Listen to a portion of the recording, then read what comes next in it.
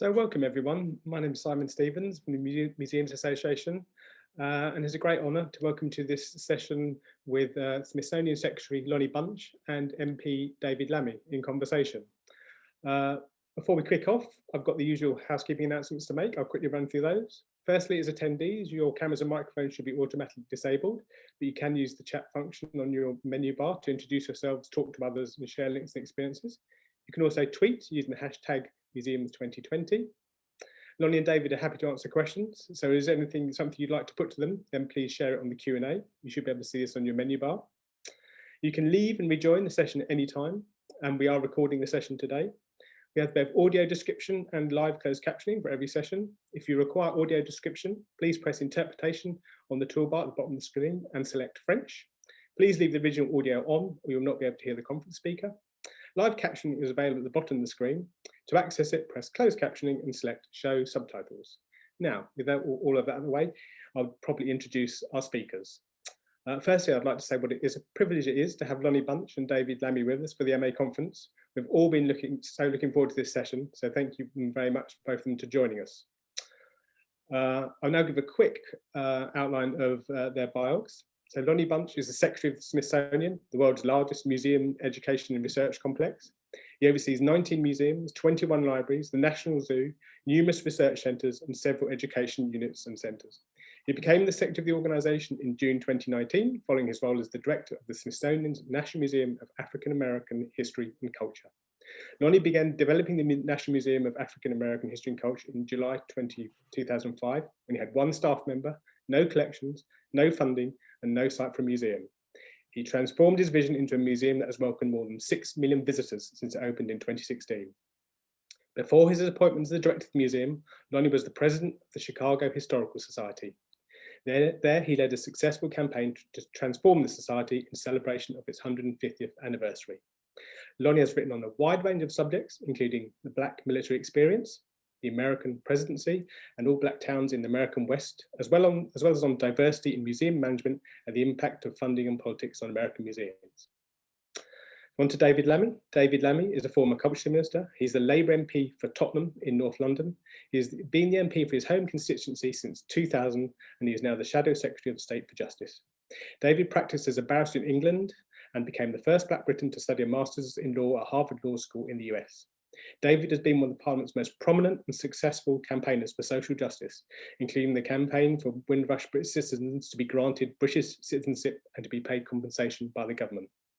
In the last Parliament, David led a successful campaign for diversity to be included in the BBC's charter as a public purpose, with the BBC setting ambitious diversity targets. Since the Grenfell Tower fire, David has been at the forefront of the fight for justice for the Grenfell families. David is also the author of Out of the Ashes, Britain After the Riots.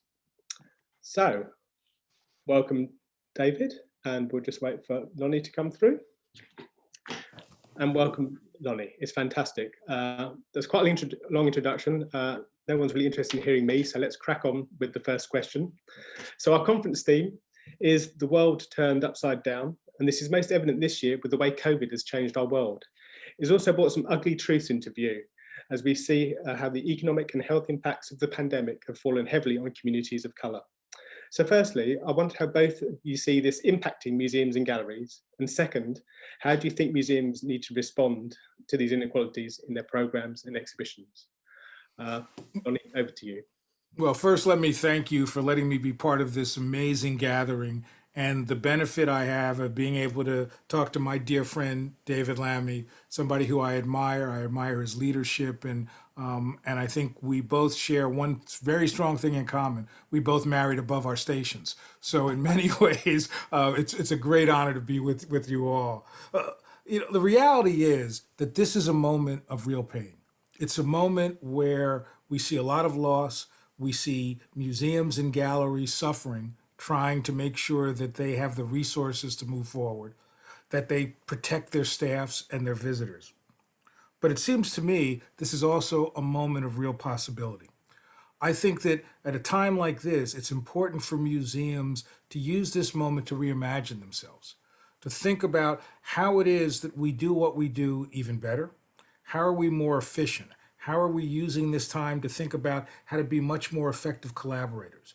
how to be more nimble utilizing technology, and most importantly, how to be of value to the public we serve.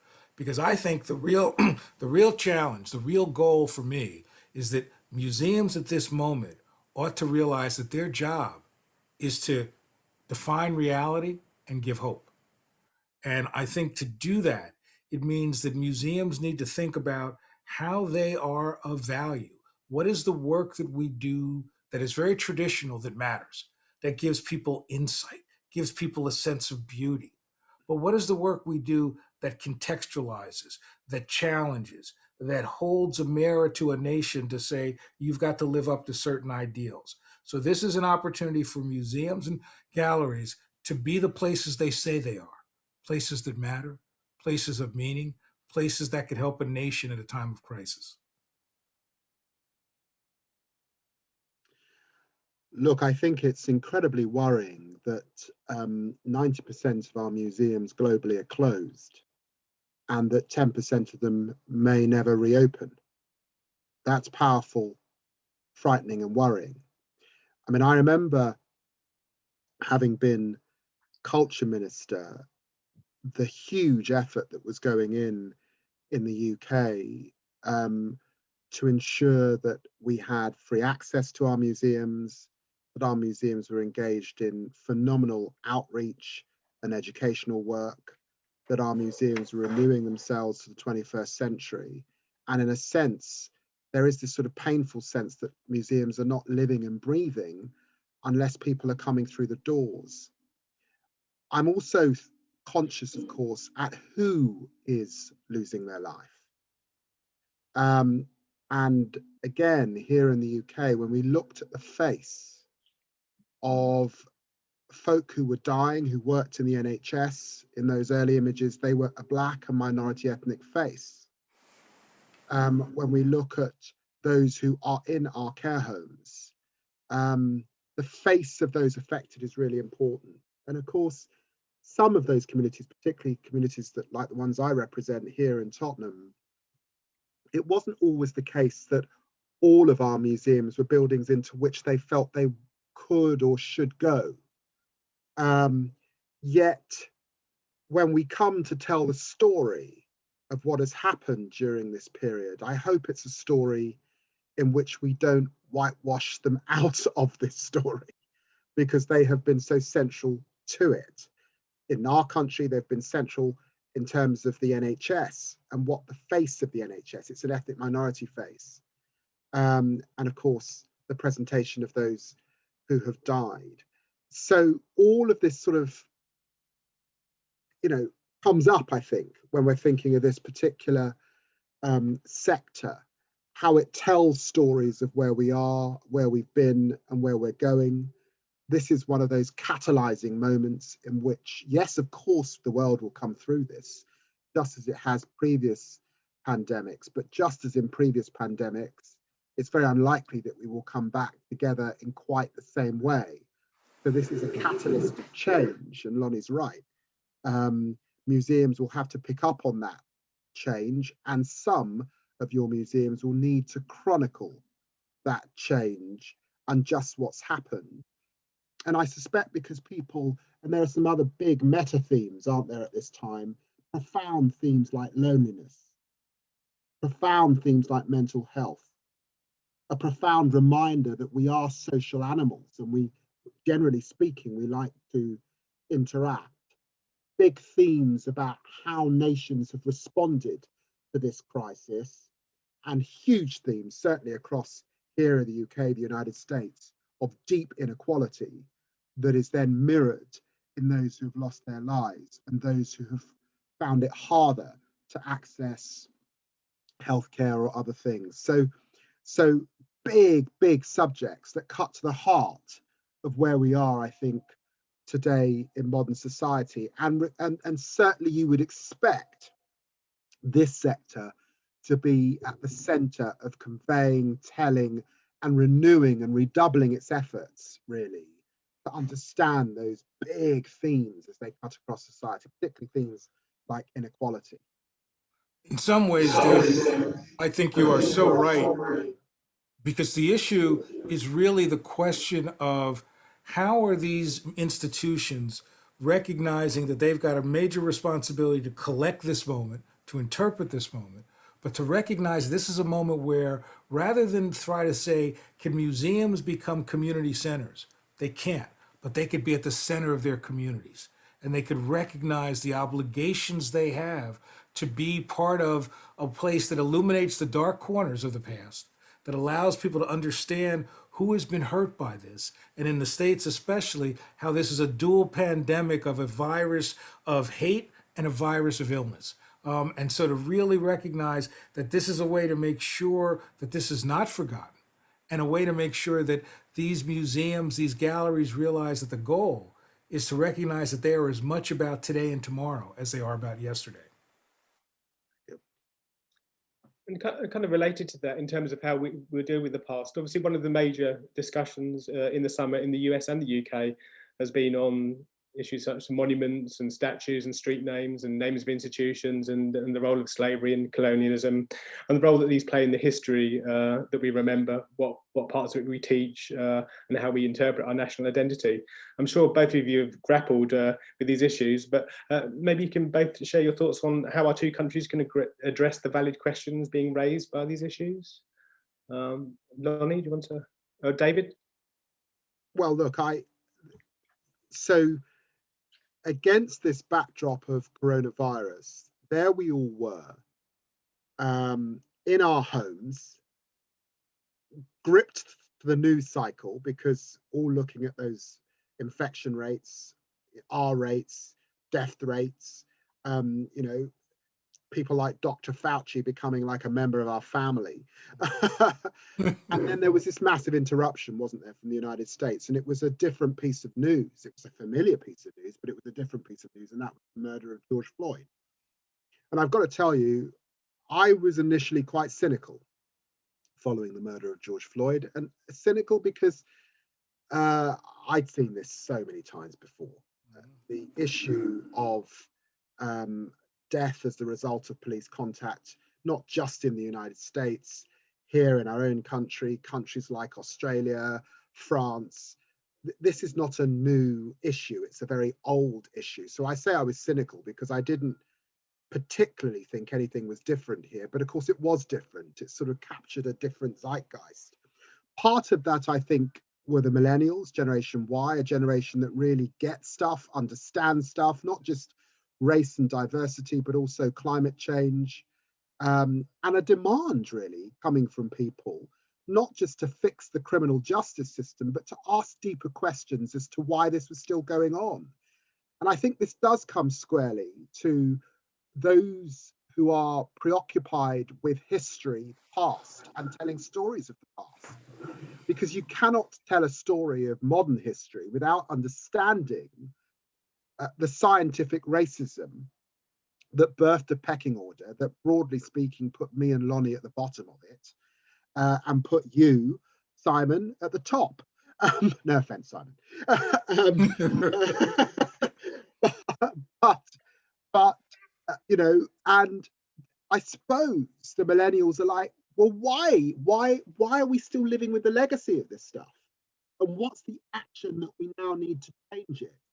And my God, we're really revering, as we saw in Bristol, slave traders. Is that really the case? Because I think most of them stood in slight disbelief that that was the case. And that there are huge tracts of our history that we're not telling, that are not significant, remain fringe. So we tend to be slightly obsessed with the two H's here in our curriculums and the way that we look at the world. By that, I mean Henry VIII and Hitler and defeating Hitler. And even within those stories, we tell stories like standing alone for a significant part of the beginning of the Second World War. If you were an ethnic minority, the idea that this country ever stood alone is a myth, because soldiers from the Caribbean, from Africa, from India, from Pakistan were always a part of that war effort. America came in, we had the allies with Russia. It's a very simplistic story, actually. I did this work with Channel 4. There's a documentary on their website, Unremembered, which is about the contribution of African soldiers to the First World War. It is extraordinary that the vast majority, and this will include some who are listening to this Zoom event, believe that the First World War began on the Western Front when the first shots were fired on the Eastern Front in Africa. That African men and women died fighting for this country.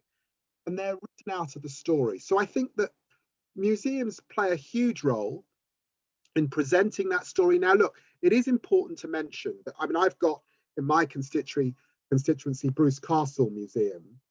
It's been there for years doing that work quietly in Haringey and in North London, people coming into and through the museum, telling hundreds of years of history and writing folk who were written out of history into that storyboard. And there are lots of wonderful local museums doing that work in different ways. But there's a lot more to do, I think, in old European countries like ours. And I think this has been a call to us, not just to think about who we iconographize, who we hold up as statues and how we renew and bring into the fore other figures, but how we continue to tell those stories. During the lockdown, just after the lockdown, sorry, I made a trip to Paris. I won't say which museum I went to, but I went to a museum. I was struck, frankly, at the way in which in that museum, it was still so much of Africa was portrayed in this terribly almost Victorian, through a Victorian lens. The gaze, there was something off in the gaze. So I think there is much still to do, and I'm pleased that there's this call to do it. Slightly worried that some of what I'm hearing from the government in this country, poo-pooing, if you like, that momentum and that move, dismissing it, and I think over politicizing it, in fact, because this stuff comes from history, it comes from a colonial period, and we ought to be able to talk about it, warts and all, to still be a great country. In some ways, David, I agree with you so much. I think that you tell more about a country not by what it remembers, by what it forgets. And in many ways, the real challenge is for us to realize that our job is to do really three things. One is to make sure we're telling an accurate history, an inclusive history, a problematic history. Two, I would argue one of the most important things that's coming out of this is a desire for cultural institutions to help the public embrace ambiguity. We spend so much time in the States looking for simple answers for complex questions. What a gift we would give if we could help the country grapple with nuance, complexity, shades of gray. That would allow people to embrace a fuller, more inclusive past. And I think it's crucially important to recognize that it is essential to prune these statues. It is essential, not that you're trying to destroy history, but you're trying to create an accurate history. And that in many ways, people forget that many of these street names, many of these monuments are really about a nation's identity at a particular point in time. And that identity has evolved and changed, and we need to make sure that our monuments, our statues, reflect that. I feel very strongly about this, that I get a lot of criticism from many people on the right saying, how dare that I talk about history that's not patriotic. I would argue that exploring protest is the highest form of patriotism.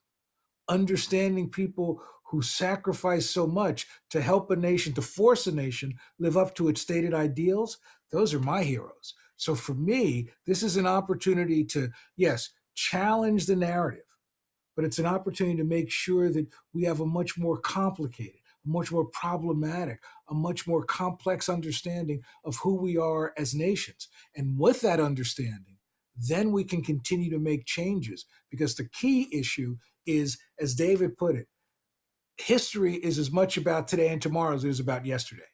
And that in essence, we are profoundly shaped by it. So the ability or the inability to grapple candidly with the past limits our ability to change our future.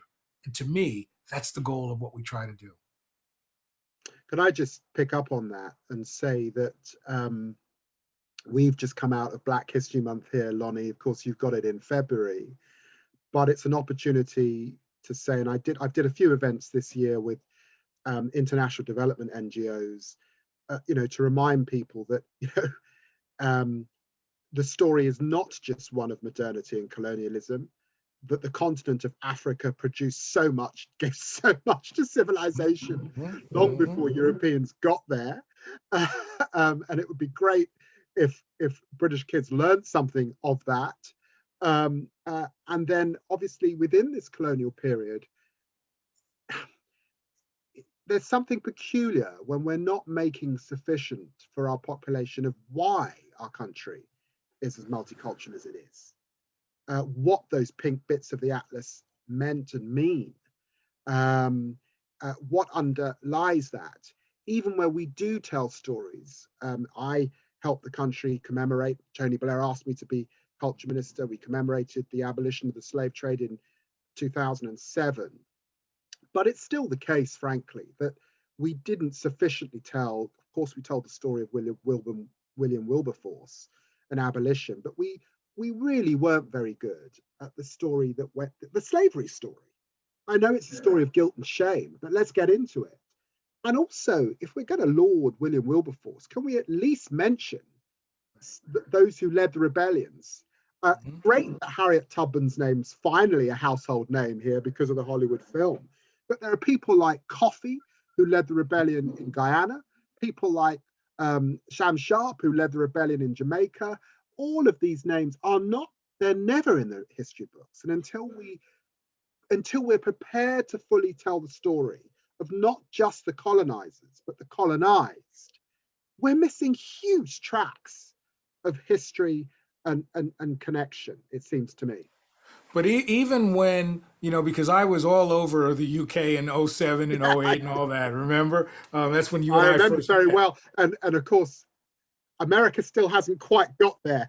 Well, exactly. And part of what I'm struck by is that even as we grapple with these stories, we tell them as if they're ancillary stories, as if we're helping an exotic group of people be rediscovered, instead of recognizing this is central to our identity. That's that right. all of us are shaped in profound ways by this. So my biggest challenge is to say the stories that I tell about race, the stories I tell about Harriet Tubman are stories that shape every person in America, not just people of color.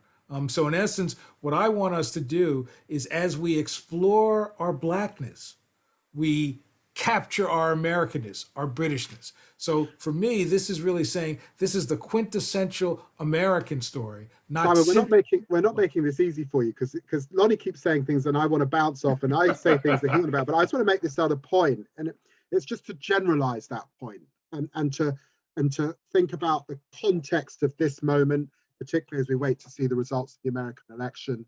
And I think we're all aware of this rising tone of populist nationalism in the world. And it's to say this, let us remember quite simply the great story of the 20th century. It's, I think, two things. One, the birth and cementing of democracy.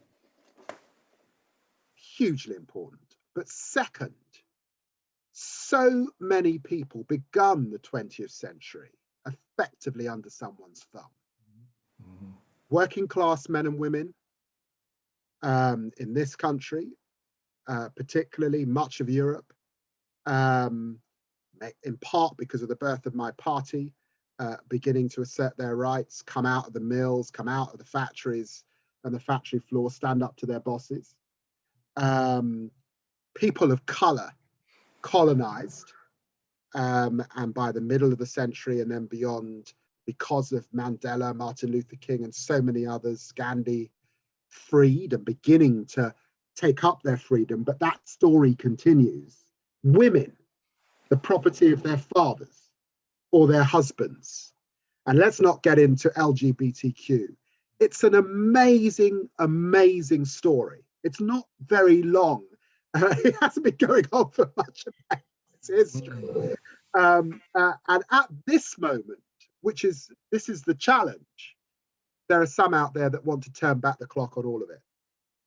And so our museums play this hugely important role. It's hugely important role. And I recognize too, are, as you would expect them to be, in actually quite sensitive, a sensitive environment, a politically challenging environment sometimes, where there are some suspicious of what they might be up to, and an environment where when money is short, the first thing to go is culture. And I just, something that Lonnie said that made me want to just be clear about the importance of this discussion. I agree. I mean, kind of following on from that as well, actually, I'll jump to another question. One of the ones to ask about is how, with other, competition for funds, whether that's public or private, is how do you both think we make that case that museums are worthy of investment? What is the message we need to communicate? So I would argue a couple things. I would argue, first of all, if museums are going to say they're going to illuminate the dark corners of a nation, that they're going to tell more complicated stories, then by God, their staff better represent that. You can't come to me and say, I'm going to help change a nation when I look at staffs that are less diverse, and that the truth of the matter is, it's really about the will to change. 20 years ago, I wrote a bunch of articles about diversity in museums. I was all fired up, and I thought we needed the intellectual issues. No, it's the will. Do you have the will to make the change? Do you have the will to find the pipelines? And do you have the will to change the hierarchical structures in museums? Because when those structures mean, even when you get in, you don't get a chance to have influence. You don't get a chance to make changes. So one is model for me what you expect from the nation, and I'll give you support. The second thing is to recognize that what we're looking for is things that help a nation be made better, not greater, better. And I would argue very strongly that if museums look and say, what are we doing that matters? How does, for example, a museum in Detroit that is helping emerging artists suddenly sell their work during a time of pandemic to help them make sure they can maintain their careers as artists? What are the kinds of things we're doing with education that is transformative? So in essence, it's really asking museums to go back to that question. How are we of value? And if we're of value, if we've got good ideas, if we're helping a nation, we'll get the support we need. Well, just on that point, clearly, let's get serious about targets. Let's get serious about, how are we finding the talent, particularly the pipeline talent? How are we all over those young people at Russell Group universities, our own country, who are taking history, who are doing anthropology, who are doing, you just have to go and grab them before Goldman Sachs does. That's right. And I'm not sure we're always even talking to those young people, and they do exist. This isn't all about the most deprived. Actually, there have been huge progress in our country, and that's the pipeline. And then where you have got talent, why isn't it being promoted? Why isn't it represented around the board? Why is it still visible? Why in Britain are we so determined to keep having this conversation? Because by God, we've been having it for 20 years. I'm certainly aware of it when I was culture minister. And I'm not sure it's changed significantly over that period. But just to pick up on other themes here, there are big themes. There's a fracturing in society, not just visible on social media, but in our own country, as different parts of the regions go off in different ways. The North-South divide bigger than it's ever been before. Telling that working class story, being present in all communities is really important. I think that there's a sort of local yearning in the UK. Locality is a real issue. Our government has been heavily centralized. We're not as good as other countries at that sort of locality point. Museums have been real beacons in their community. look, there are Philistines around. I'm not going to name them, but they are around. They'd like to cut the culture budget, keep cutting the culture budget. They have been cutting the culture budget for several years now. And those who are cynical might say that they never particularly want to fund education or culture because they don't want people to be as educated as they might be. I'll always be there. I'll always be vigilant, call that out. But we've got to, I think there is an opportunity, even despite austerity and probably less money in a recession, depression. I think that there are still a lot of folk that get what's happening in our society, this sort of backwards turn. And therefore, culture has to be at the vanguard of the fight back and of preserving the ground and saying there are certain things we simply cannot compromise, or we just go backwards as a humanity. There are people who want to fund that. There are people who've got money who want to support and fund that. And relative, this is different obviously in the United States where public funding is not expected in the same way as it is here in the European tradition. But clearly, when we look at overall budgets, this is tiny spend relative to the return. And it's also to say that Britain does not get to be this small island that's phenomenally creative. You know, whether it's producing some of the best content in the world, best artists in the world, books that are read all over the English-speaking world, we do not get to be that without our cultural sector. That's where it begins and ends. And we ruin it at our peril. The next question I kind of want to ask is what you're talking about is kind of impact, isn't it, David, in some senses? And the next question is a bit more for Lonnie, but I do have a follow-up which I wanted to ask, and somebody's put in the Q&A as well. But obviously the museum that's had a major impact is the National Museum of African American History and Culture, and it's been a huge success. But sort of beyond the amazing visitor numbers, Lonnie, could you say a bit more about, share your thoughts on what the true impact of the museum is on the country and maybe the world? It's an amazing project. Well, I was very flattered that I was being part of a team to get to do something very different, which is to say that the National Mall, where the Smithsonian is, where the Lincoln Memorial, where the Capitol is, that's where the world comes to understand what it means to be an American. And now we suddenly have a museum that challenges the narrative, that gives people a symbol of resistance, a symbol of possibility, that reminds people that the challenge is to demand that you fight the good fight. And I have been overwhelmed by not just the visitors. You know, we started out at hoping for 4,000 visitors a day. We got 8,000 visitors a day. But what I found so powerful is 40% of the visitors who come to that museum are not Black. In other words, it makes it one of the most diversely visited museums in the world because they understand it is their story too. And that's so important. But what also means so much to me is that 30% of the people who come into that museum say they've never been in another museum in their life. The opportunity to engage new audiences, which is something really powerful. And the other thing that I will say, two things. One is that at the Smithsonian, people spend 90 minutes in a museum. At this museum, the African American Museum, people spend 5.5 hours, which tells me people are more comfortable with complexity if it's done well, if it's done in a way that's engaging. And so it gives me greater faith. But I think what it also tells us is that, candidly, we couldn't have done this museum unless we were also politically savvy. The reality is that museums often think because we're smart, because we're nice, and because we're right, that that's enough. You've really got to recognize that you've got to be able to be politically savvy in order to sort of, in the federal government, get Republicans and Democrats to support, get private sector.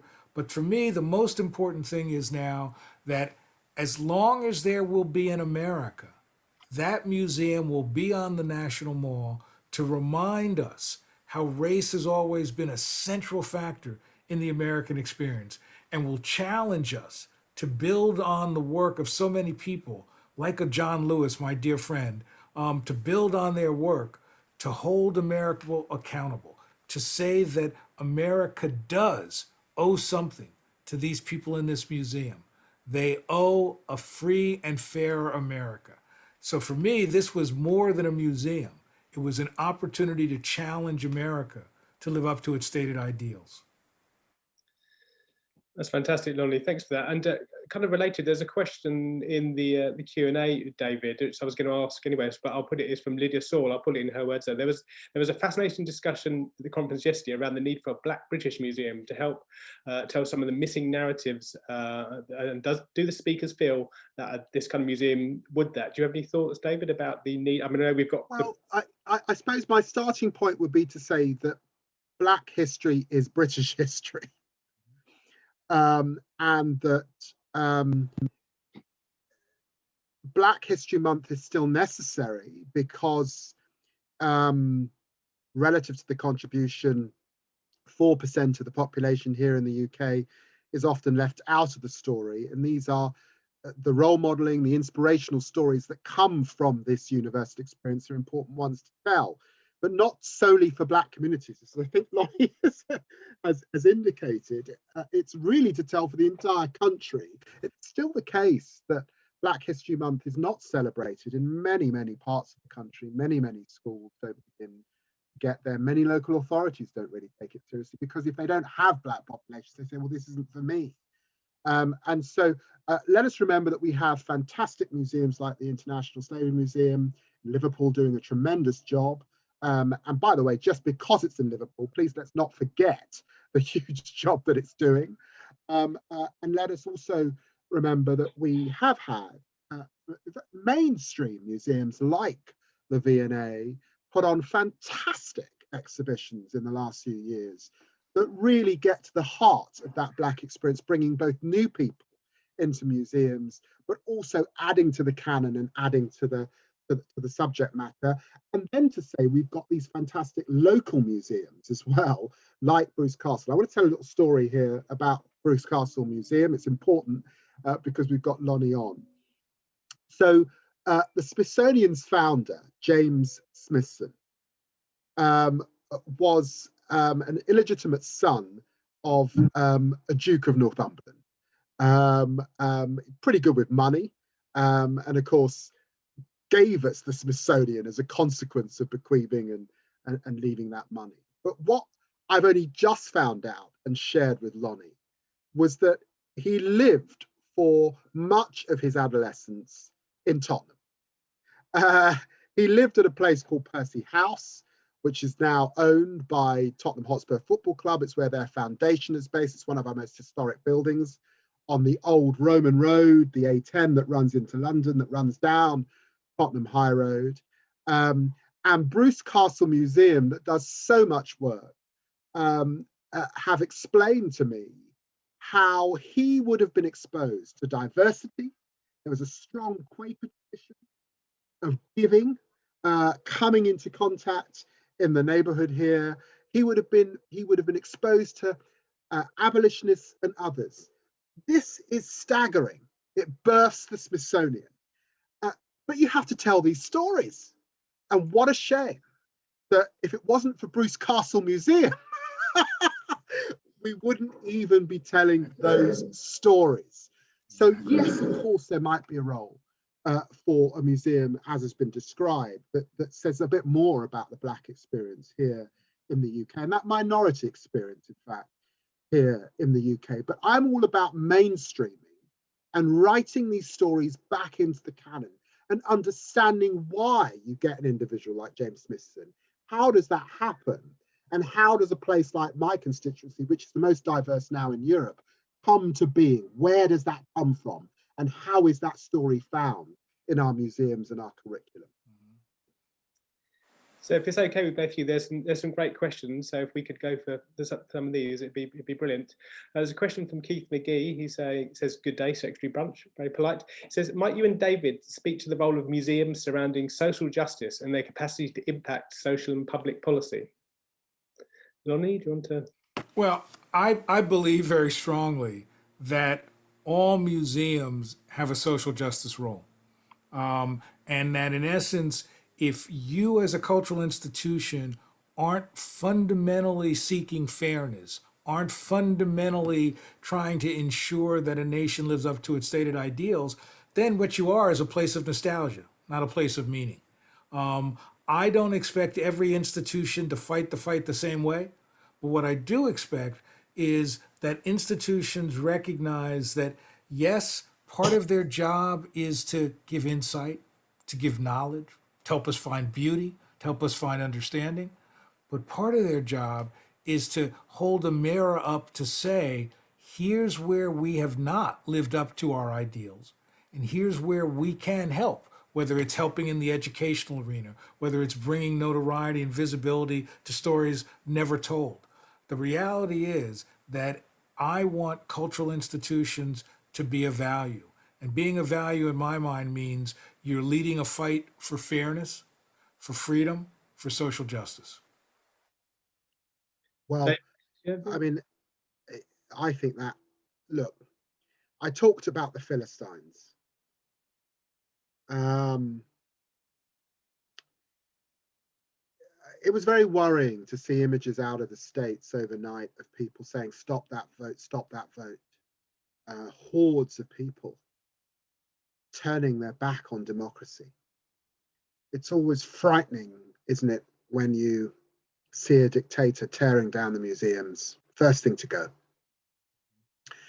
painting a very different story. A new despot arrives and all of the old goes. And then we know through mankind and our histories that when we get the tyranny, the individuals that pick on a community, let's take our Jewish brothers and sisters, everything is erased. And so, of course, museums are in the business of social justice because they're an indication of how healthy, actually, our democracies and our countries are. They're real guardians and custodians. So I think this is hugely, hugely important, but they have to tell the story. I always, whenever I'm in a school during Black History Month, I like to remind an audience that Hadrian's Wall, which is sort of one of the most sort of British of walls built during the Roman Empire, was refurbished substantially by Severus, and he was an African Roman emperor, because of course you won't hear that really in the history books. So it's also, again, we come back to how do you tell that story really, that story of human progress.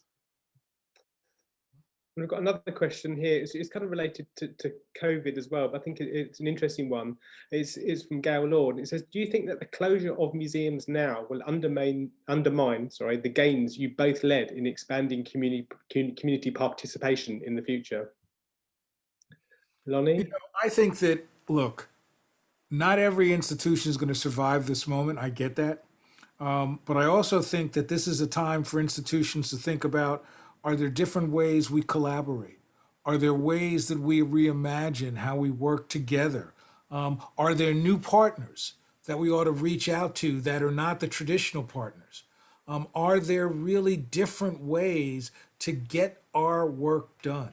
Are we museums that look back, or are we platforms of possibility for the future? And I think that for me, it's crucially important to realize that I hate if any museum doesn't come back, but the reality is some won't. But the key is that even for that we should think about that we need to think about different revenue sources and revenue models, especially in the States, if we're going to move forward. So people are going to be hurt by this moment. So let's use it to reimagine. Let's use it to come out stronger. As I've told my colleagues at the Smithsonian, I'm not interested in just treading water at this moment. What I'm interested is, how do you use this moment to be more nimble, 21st century driven institutions that really can serve audiences in traditional ways and in non-traditional ways? Yeah, I mean, I would say to that, clearly, sadly, not every museum will survive this moment. But I don't think that means that their collections won't survive this moment. That would worry me greatly if their collections were lost. But they may have to survive in different places, of course. that there will be some consolidation inevitably. I think that clearly the world is going to be different. I can tell here in London that where a business has had, several floors of an office suite in Canary Wharf, they won't need to do that going forward, because this sort of technology means that they will never need 5 floors where one will do. And that, in a way, this has catalyzed change that was coming. But it is also to say that much can be done virtually. It's fantastic to be able to do this event with Lonnie. It's wonderful to be able to connect globally in the same way. I don't think we'll be flying around in quite the same way. That will affect the airline industry.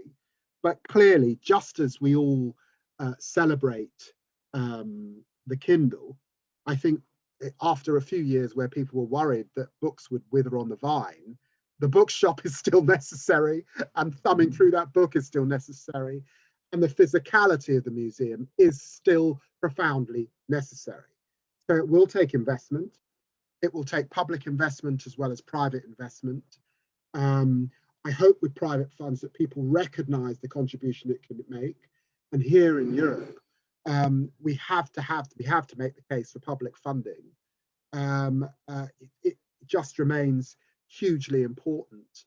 And that public funding cannot just come from central government.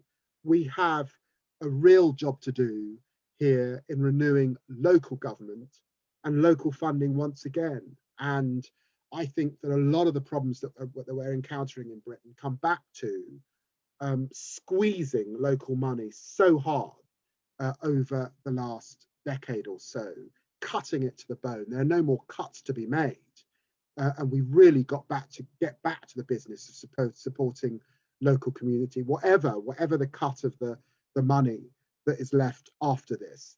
And hopefully innovation too will mean new sources of income, new avenues to explore, new business opportunities. There are businesses that are booming over this period, and we'll see revenue coming from that, and different sorts of arrangements, tax arrangements, all sorts will emerge as society settles back down again. So it's going to be tough over this next period, but I think we'll get through it. We always do.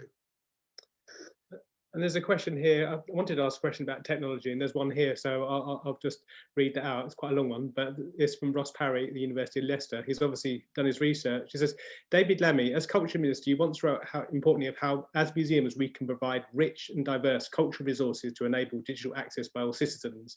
And he says, Secretary Bunch, in your address to the AAM conference earlier this year, you spoke of seeing digital in our soul in the Smithsonian Institution. So what role do you both think that digital can play in the sort of the visions and calls to action that you've been sharing with us so inspiringly today, he says? Well, I'm going to come at this another way. The digital explosion has been massive. Certainly, I'm aware of big national museums, fantastic institutions like the British Library doing tremendous things digitally, opening up the possibility of their archives, their resources globally. That is fantastic.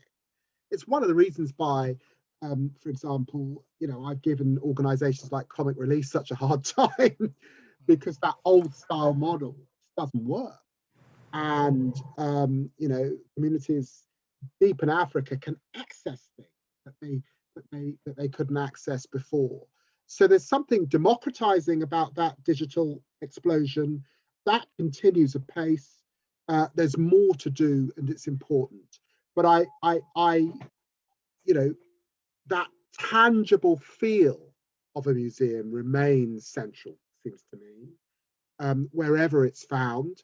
And those that have more must continue to do more, both in supporting the sector in the global south and in countries where it's much, much harder to keep museums going, and in supporting local museums in parts of this country, whether it's our seaside towns or communities in the north. We've got to do more to be in partnership with institutions in much tougher environments. We've of course had the lottery, that's not been mentioned, that has made an important contribution over the last 15 years or so here in the UK. Very, very important. Had less resources than it's had previously, but that will continue to play an important role. So yes to digital. There's of course, it's been pioneering, and that work must continue apace and will continue apace. The millennials particularly will demand it. It's got to continue. But I don't want to lose the physical look and feel, which I believe passionately in. Well, I think that in a way, David, we agree completely. What I'm looking for is the right tension between tradition and innovation. I want to recognize that in the States, more Americans are comfortable receiving content digitally than ever before. So when I closed the Smithsonian buildings, I said the Smithsonian isn't closed. We pivoted by sharing so much of our work digitally. And you're right, it's democratizing, it's allowing us to engage with a variety of communities. But it also means that we've got to recognize that there's still a great digital divide.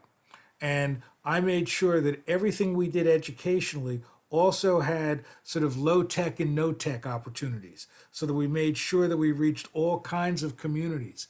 I think in some ways the challenge is to recognize that there is something so powerful about wrestling with the authentic object, about the kind of informal communities that are created when people come into a museum and don't know each other, but rally around an artifact or an exhibition and find new meaning based on those conversations. So the challenge is, how do we sort of continue to create those informal communities utilizing technology, recognizing that technology is one of the most amazing tools, but it's the tool, it's not the promised land. And I think in many ways, this is really going to be the interesting debate over the next couple of generations. And I think that we as cultural institutions need to recognize that often we follow rather than lead. Here's an opportunity for us to get in front of the curve and to think very carefully about finding that right balance between tradition and innovation. Fantastic. And I've got a question here from Esme Warden, a very different kind of field. She said, fantastic conversation. She said, could you both reflect on the role of emotion in building empathy in our museums? Well, let me talk about that first, because basically, when I built the African American Museum, it was all about emotion. I said this should not be a place where people don't cry when they ponder the pain of slavery or segregation. This should not be a place where you look an individual's history in the eye and not be moved, not be challenged. So for me, one of the strengths of history is that it taps all of our sources, our senses.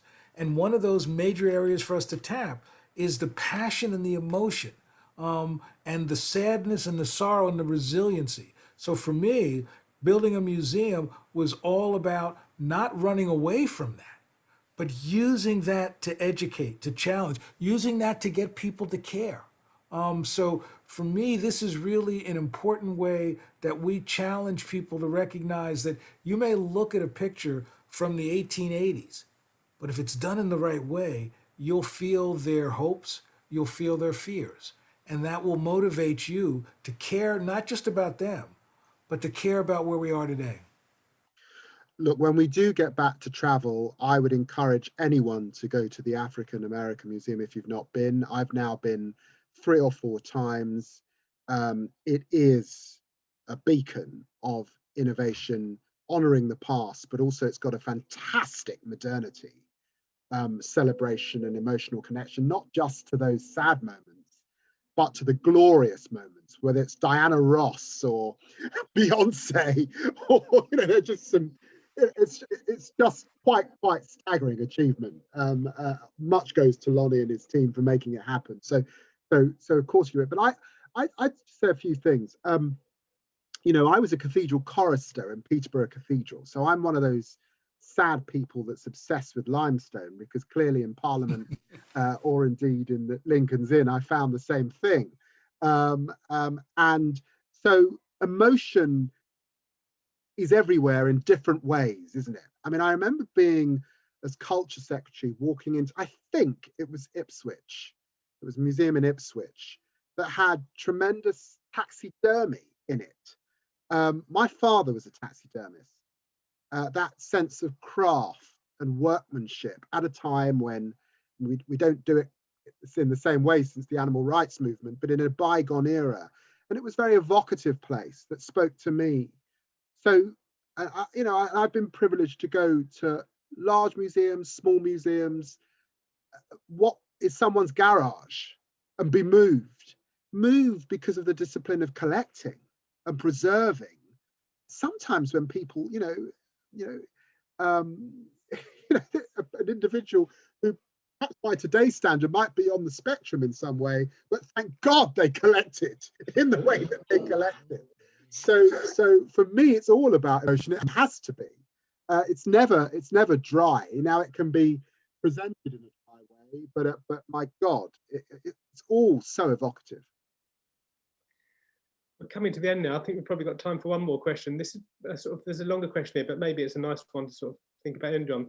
It's how do you think individuals and organisations who want to make meaningful change overcome the fear of making mistakes? I guess it's about bravery. And Lonnie, do you have thoughts about? Because you said, I didn't hear what you said. Your voice died on me. Sorry. Sorry. How do individuals and organisations who want to make meaningful change overcome the fear of making mistakes? I think that there's something about courage and recognizing that we can borrow from what we're learning with our digital world. Our digital world is telling us that it's okay to put ideas up and make mid-course corrections. It's okay to pull something up and pull it down. And so in a way, part of what I think is really one of the challenges for the cultural sector is to recognize that experimentation is also at the heart of what we have to do. But it means that we've got to think about how do we accept failure? How do we sort of make sure that a good idea that doesn't work doesn't always cost a director his or her job? But I think it's really important to recognize that the notion of being innovative, at thinking of new ways to communicate, new ways to connect, new ways to educate, new ways to build our collections is really the key for us as we move forward. So I'm a firm believer in risk taking. I don't jump out of a plane without a parachute. Got to have the parachute. But I think very carefully about if you don't jump out of the plane, there's no growth. I think the question may also, I may be wrong, but may also be indicating another phenomenon, sadly, that exists in society, a new phenomenon, but very worrying, and this is cancel culture.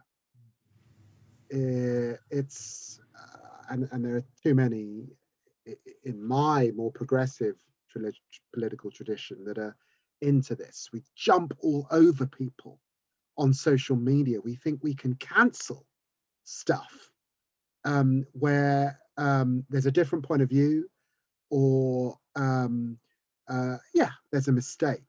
We need to get over it. We need to grow up, and we need to challenge this. This is not, the democratic forum means that there has to be healthy disagreement.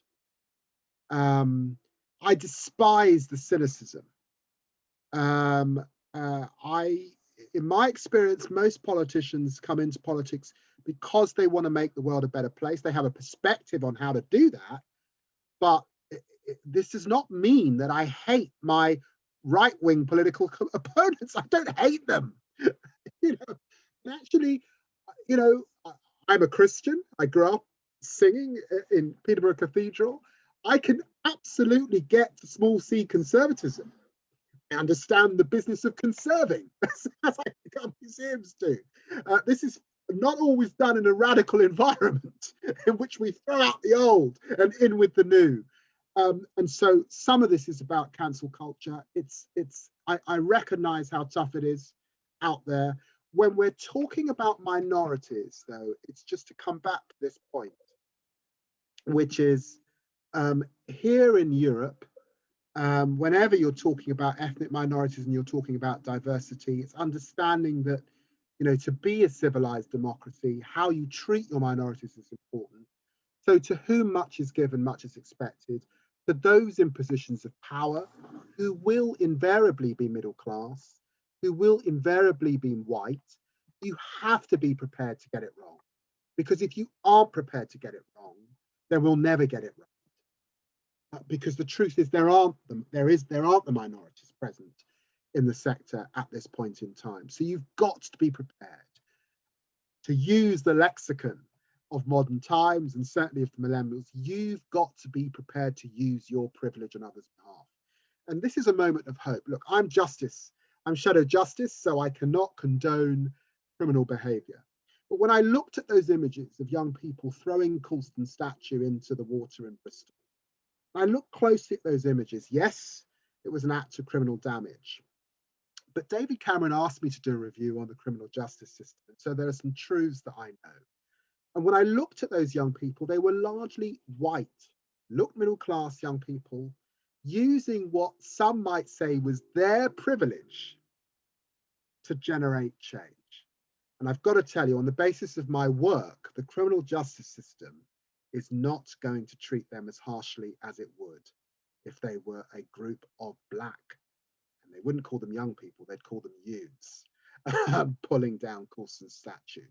So one has to be prepared, despite the slightly treacherous environment, to recognize the privileged position that we're all in if we're educated, super educated, the custodians of history in these institutions, to bend towards that arc that I talked about in the 20th century, to a more inclusive environment. We'll get there, but probably not in our lifetimes, and therefore be prepared to get it slightly wrong, be prepared to be held out, because believe me, that's why I use the platform I've got. People say, oh my God, you speak so robustly. You have not been into a barbershop in Tottenham. My constituents would kill to have the platform I have. I have the House of Commons. I have Twitter, Facebook, Instagram, and thousands of followers. I use that platform. Yes, maybe sometimes I don't get the tone quite right, but I use that platform on behalf of people who are never ever going to get near it, who would just, to give half an hour to be heard, they would take the platform. And so I say to you to use it despite the environment that we're in. Amazing, David. Well, sadly, I can't believe we ran out of time. Lonnie, do you have any final thoughts before we go? I think, first of all, we all see how lucky we are to have David Lammy in our lives. His passion, his vision, his commitment to fairness and social justice.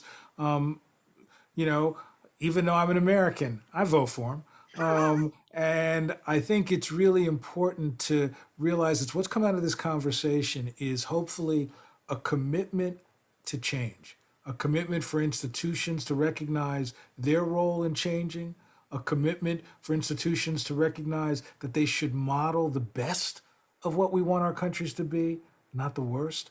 And in essence, with their leadership, they can't solve all the problems, but they can contribute mightily to making a country better. There's nothing more greater than making your country better. Fantastic. That's an amazing point to end on. You're getting so much love and support in the chat. It's been a brilliant discussion. We're so lucky to have you here. It's been fantastic. Thanks so much. Thank you. My pleasure. David, as always, good to see you, my friend. I give thanks for James Smithson and for his Tottenham connection. Me too, so I can pay my rent. Take care, guys. Take care, everyone. Thanks, John. We'll see you soon. Thanks and goodbye. Thank you. Bye.